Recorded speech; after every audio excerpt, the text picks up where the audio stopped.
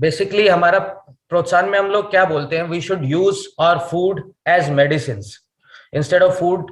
हम फूड को disease factor यानी बीमारियां देने की तरह से यूज कर रहे हैं अभी तक, because of our lack of knowledge और हमारा मिथ्स के बारे में, या जैसा हमें फार्मा लॉबी बताती है उस बारे में। बट हम इससे उल्टा कर सकते हैं, हम फूड को अपनी दवाइयों की तरह यूज कर सकते हैं ताकि दवाइयों की जरूरत ही ना पड़े। तो let me share my screen and we should have some knowledge about nitric oxide है क्या, इसको कैसे हम यूज कर सकते हैं। और सी, डॉक्टर लुई इग्नारो को नोबेल प्राइज मिला था 1998 में। He discovered this molecule and showed that कि नाइट्रिक ऑक्साइड जो है ये ऐसा मॉलिक्यूल है कि इससे हमारी ब्लड वेसल्स नेचुरली डायलेट होती है। Body has its own healing mechanism, हम लोग बोलते हैं ना, तो ये स्ट्रोक और हार्ट अटैक और इवन बहुत सी बीमारियां, क्योंकि अगर हमारा ब्लड फ्लो सभी विसरल ऑर्गन्स को सही से मिलेगा तो उनको प्रॉपर ऑक्सीजन मिलेगी, उनको प्रॉपर न्यूट्रिएंट्स मिलेंगे, उनका प्रॉपर जो टॉक्सिन्स हैं वो वॉश आउट होंगे, तो उतने ही ऑर्गन्स हमारे हेल्दी रहेंगे और उतने ही हम भी हेल्दी रहेंगे। University of California Los Angeles में ये साइंटिस्ट थे। और लेकिन इसमें एक प्रॉब्लम है कि विद टाइम जैसे जैसे हमारी एज बढ़ती है वो हमारी बॉडी नाइट्रिक ऑक्साइड को जनरेट करना ऑलमोस्ट 85% तक लूज करती है। And this is one of the explanation कि हम कैसे एजिंग की तरफ बढ़ते हैं, या जैसे जैसे हमारी एज बढ़ती है हम क्यों बीमारियों को पकड़ लेते हैं। This is how nitric oxide is produce. Nitric oxide जो होता है हमारी ब्लड वेसल्स, आर्टरीज की इनर लाइनिंग, जैसे एंडोथीलियम बोलते हैं, वहां से सेक्रीट होता है।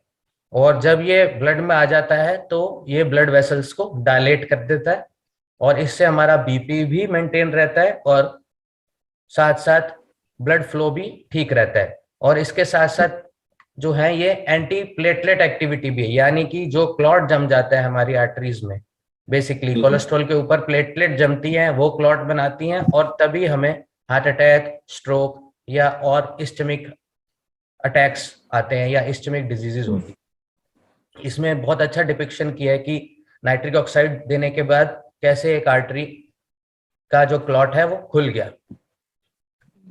This is some scientific explanation, जिसमें वही बात बताई गई है कि जब ये जो नीचे आप देख रहे हैं ये हमारी एंडोथीलियल लाइन है, यानी कि जो ब्लड वेसल्स की वॉल है, तो इसमें एक साइंटिफिक कैस्केड कह लो इसको, ये बहुत साइंटिफिक है खैर। Vascular endothelial growth factor VEGF secrete जो होता है वो नाइट्रिक ऑक्साइड को बढ़ाता है। इससे नाइट्रिक ऑक्साइड निकलने से हमारे इंफ्लामेटरी सेल्स भी कम होते हैं जैसे यहाँ लिखा हुआ है, और साथ साथ ही हमारी प्लेटलेट्स की एग्रीगेशन कम होती है, यानी क्लॉट फॉर्मेशन अवॉइड होता है, नहीं होता है तो वो घुल जाता है। और साथ ही साथ नाइट्रिक ऑक्साइड नई ब्लड वेसल्स बनाने में भी कारगर है, यानी कि जिसको हम लोग कोलेट्रल आर्टरीज बोलते हैं, कोलेट्रल सर्कुलेशन। यानी कि अगर हमारी मान ली मेन आर्टरी बंद हो जाए तो कोलेट्रल सर्कुलेशन उस एरिया को बचा लेगी, उस एरिया को ब्लड पहुंचा देगी।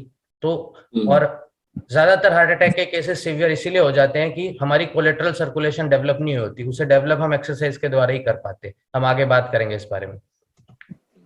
दीज आर द बेनिफिट्स, मतलब आप पूरी बॉडी में आप देखिए कि हर जगह नाइट्रिक ऑक्साइड के बेनिफिट्स हैं। बिकॉज अगर आपका ब्लड फ्लो ठीक जाएगा तब सारे ऑर्गन्स आपके हेल्थी रहेंगे, स्ट्रोक भी नहीं होगा। एजिंग के साथ हमारी सेक्सुअल फंक्शंस कम हो जाते हैं, इरेक्टाइल डिसफंक्शन हो जाता है, वो भी ब्लड फ्लो की वजह से है। पेट में हमारी एब्जॉर्प्शन अच्छी होगी क्योंकि इंटेस्टाइन को ब्लड फ्लो जाएगा। तो साथ के साथ सिर्फ एब्जॉर्प्शन के अलावा, न्यूट्रिएंट्स मिलने और ऑक्सीजन के अलावा एक बहुत इंपॉर्टेंट फैक्टर होता है टॉक्सिन्स को निकालना, तो वो भी ब्लड के थ्रू ही होता है। अगर ब्लड फ्लो सही होगा तो टॉक्सिन्स भी इकट्ठे नहीं होंगे, जिसको हम लोग ऑक्सीडेटिव रिएक्टिव स्पीशीज बोलते हैं, जिसके बारे में पहले बात कर चुके हैं कि वो सेल्स को कैसे डैमेज करती हैं, माइटोकॉन्ड्रिया को। तो वो भी कम जनरेट होंगे या उनको बॉडी आराम से उसको डिटॉक्सिफाई कर लेगी। रेस्पिरेटरी, कार्डियोवैस्कुलर, व्हाटएवर, पूरी बॉडी में इसके अनगिनत बेनिफिट है। सेम बात यहाँ पे होगी। और एक बात और, नाइट्रिक ऑक्साइड अगर सही रहेगा तो हमारी बोन मैरो को भी ब्लड फ्लो सही मिलेगा, न्यूट्रिशन मिलेगा, तो वो अपने red blood cells, white blood cells और प्लेटलेट्स गुड क्वालिटी जनरेट करेंगे। उससे क्या होगा कि व्हाइट ब्लड सेल अच्छे रहेंगे तो हमारी इम्यून सिस्टम अपने आप ही हमारे जो भी हम इंजेस्ट कर रहे हैं, कोविड वायरस ले लो या कोई भी वायरस आप ले लो या बैक्टीरिया ले लो, उनसे लड़ने में हमारी बॉडी को सहायक रहेगा। अब एज के बाद, एजिंग के साथ आप देखेंगे इस ग्राफ में मेन एंड वुमेन दोनों ऑलमोस्ट 85% तक इस एबिलिटी को लूज कर देते हैं, नेचुरल एबिलिटी को। इसी को हम कहते हैं आर्टेरियल एजिंग, यानी कि a man is as old as his arteries. मतलब जितनी उसकी आर्टरीज ओल्ड है, आप समझो उतना ही आप ओल्ड हो। अगर आप किसी भी तरीके से अपनी आर्टरीज को, हेल्थ को मेंटेन कर लो, उनकी एजिंग को रोक लो या कम कर लो, तो आप एक तरह से देर तक जवान रह सकते हैं और हेल्दी रह सकते हैं। और इसमें मल्टीपल रिसर्च स्टडीज हुई हैं, मैंने यहाँ पे उन रिसर्च पब्लिशेशंस का भी जिक्र किया है। 96, 94, 2005 रिपीटेड अलग अलग जगह पे इनका प्रूफ हुआ है। नाउ ये बहुत अच्छे से डिपिक्ट करता है कि एजिंग के साथ क्या होता है हमारी आर्टरीज में। 20s में आप देखेंगे नाइट्रिक ऑक्साइड पूरी मात्रा में हमारी आर्टरी पूरी खुली हुई है। 30s में थोड़ा सा थिकनिंग होने लगती है आर्टरीज की। 40s में फिर हमारा कोलेस्ट्रॉल और प्लेटलेट जमने लगती है। इसीलिए आप देखेंगे मोस्टली मिडिल एज में आके 40-45 के आसपास हम लोगों को बीपी होने लगता है आज की डेट में, और भी बीमारियां। तो जैसे जैसे आप आगे बढ़ते हैं ये आर्टरीज और ब्लॉक होती रहती है, क्योंकि नाइट्रिक ऑक्साइड इतना कम हो गया। और यहाँ पे आप देखें ओनली 15% नाइट्रिक एसिड ही बचा है बाद में 60s के बाद। तो हम इसको कैसे बढ़ाएं? अब सवाल ये उठता है, ब्लॉकेज समझ ली हमने इसकी कमी से, अब बढ़ाना कैसे है? ये अगर आप एक सेकंड रिवर्स करेंगे इसको, ये जैसे 50s में, नाउ आई एम 50s और 60s का है, तो ये जो येलो पोर्शन है that depicts that this is not healthy, that is not good for health। आपकी जो आर्टेरियल ल्यूमन है जो उसकी वो ऑलमोस्ट 50% तक कॉम्प्रोमाइज हो चुका है, मतलब उसकी ब्लड फ्लो आधी रह गई है। तो उसको ये जो कैन इट बी रिवर्स्ड? हाँ डेफिनेटली, उसके बारे में आगे बात करेंगे। 60s में आप देखिए ऊपर प्लेटलेट भी जमने लग गई, यहाँ तक भी प्रॉब्लम नहीं है। लोग डरते हैं ना कि 80% तक ब्लॉकेज आई है हमारे हार्ट में एंजियोग्राफी में, तो हमें स्टेंट डाल देना चाहिए। ये बात ठीक नहीं है। सिर्फ ब्लॉकेज से बीमारियां हो या ब्लॉकेज से स्ट्रोक आता है ऐसा नहीं है। ब्लॉकेज के बाद जब और इंजरी होती है, उस पर प्लेटलेट जमती है, वो क्लॉट बनाती है। तो हमें ऐसी चीज चाहिए जो एंटी प्लेटलेट, तो nitric oxide anti platelet activity भी है। अब ये क्यों नहीं हमें मिल पाता, एजिंग क्यों होती रहती है? अब ये खाना देखिए जितनी हमने यहाँ पे लिखी है, ये रिचेस्ट सोर्स बीट, ये ऑलमोस्ट उसी ऑर्डर में लिखे गए हैं जिस ऑर्डर में नाइट्रिक ऑक्साइड जनरेट करते हैं ये फूड्स, ठीक है। और इसीलिए आप देखेंगे हमारी ग्रीन स्मूदीज में या आपको जो हमने डिटॉक्स वाटर बताया है उनमें ये सब चीजें हैं, और वीगन डाइट का यहीं पे बेनिफिट है। हाँ, अब नॉर्मली हम लोग कितना बीट रूट खा लेते हैं? खाते ही नहीं है, या खाएंगे भी तो कभी खा लिया आधा। तो बताओ, मैं शेयर करूं, बीट रूट वीक में मैं दो लेता हूँ। हाँ। बीच में मिस हो जाता है। हाँ, तो can it be taken regularly? Why not. और एक और बात भी है बीट रूट के बारे में, डायबिटीज पेशेंट को लोग बोल देते हैं, मना कर देते हैं बीट रूट मत खाओ। हाँ, मना करते हैं। हाँ, अब वो बेचारे वैसे ही उनकी आर्टरीज, डायबिटीज जो है एजिंग को और बढ़ाती है आर्टरीज की, तो हम उनको बाकी इतनी सारी चीजें उनको हम बोल देते हैं, दूध को मना नहीं करते और चीनी हम खाते रहते हैं, उसमें कोई न्यूट्रिशन नहीं है, कोई डिजीज से लड़ने की ताकत नहीं है, चाहे वो लोग पीते रहते हैं, जिसके अगेंस्ट मैं बोलता हूँ बहुत। तो हम कुछ ऐसी चीज क्यों ना खाएं? बीट रूट में कितनी शुगर है, आधे कप चाय से भी कम। तो उनको चाय की जगह बीट रूट जूस पी लेना चाहिए, कम से कम उनकी एजिंग और लड़ाई करने की क्षमता बढ़ेगी।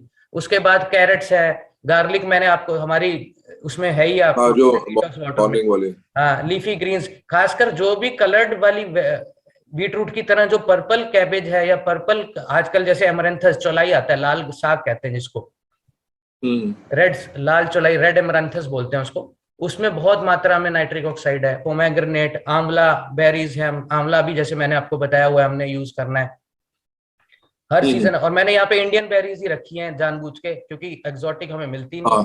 बिल्कुल बिल्कुल। आजकल मौसम में शहतूत बहुत इजीली मिल रहा है, जामुन भी मिल रहा है, चेरीज भी आ गई हैं। तो ये चीजें हम रेगुलर में यूज करें। नींबू हम डलवाते हैं आपसे सिट्रस फ्रूट्स के मतलब, तो ये चीजें हमारी इन प्रोडक्शन को, नाइट्रिक ऑक्साइड को बढ़ाएगी। लेकिन इसमें भी एक लूप होल है। अब ये देखिए, ये डिपिक्ट कर रहा है कैसे, कितनी फास्ट ये एक्ट करती हैं। लेफ्ट साइड में एक ग्राफ दिखा रहा है आपको कि आप ये चीजें अगर खाते हैं, मान लो 100 ml सिर्फ आप पीते हो बीट रूट जूस, उसमें 100 मिलीग्राम नाइट्रिक ऑक्साइड आपको है।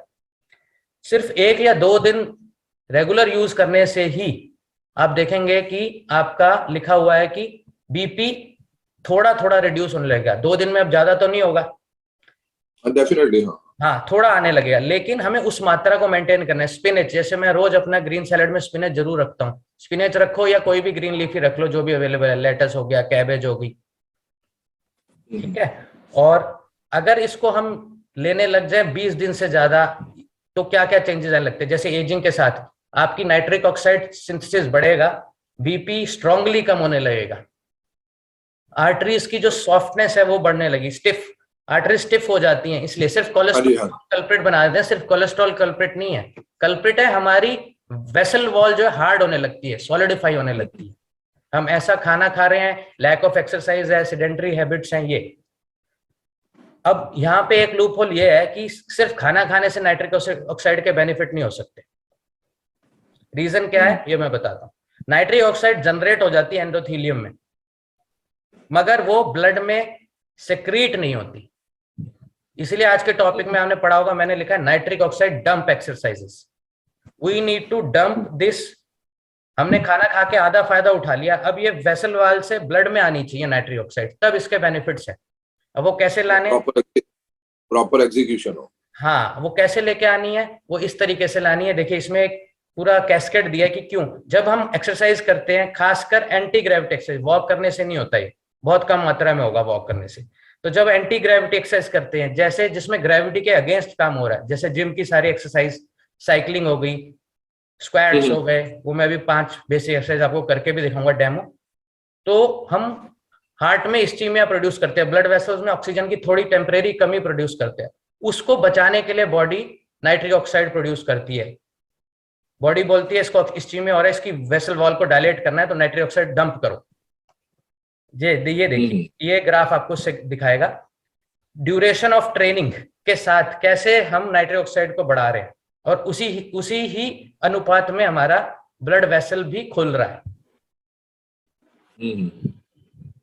तो जितनी एक्सरसाइज हम करेंगे एंटी ग्रेविटी, खासकर सीढ़ियां चढ़ना भी एक सिंपल से एंटी ग्रेविटी एक्सरसाइज है। अब लेकिन आजकल की लग्जरियस लाइफ में हम ये एक्सरसाइज करते ही नहीं है, और डॉक्टर्स भी सिर्फ वॉक करने को ज्यादातर बोलते हैं, और हम वॉक को ही कंप्लीट एक्सरसाइज मान के बैठ जाते हैं बस। तो अब मैं आपको बेसिक 5 एक्सरसाइज बता देता हूं जो हमें करनी है।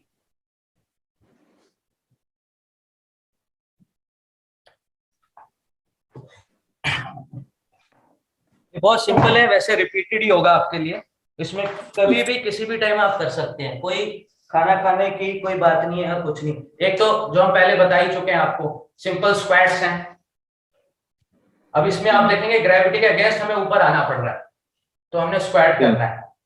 बस ध्यान रखिए कि आपकी जो बैक है ये स्ट्रेट रहे, ऐसे बेंड ना हो जाए, तो इसी एंगल में जानी चाहिए, स्ट्रेट रहनी चाहिए बैक, ताकि इंजरी ना हो आपको।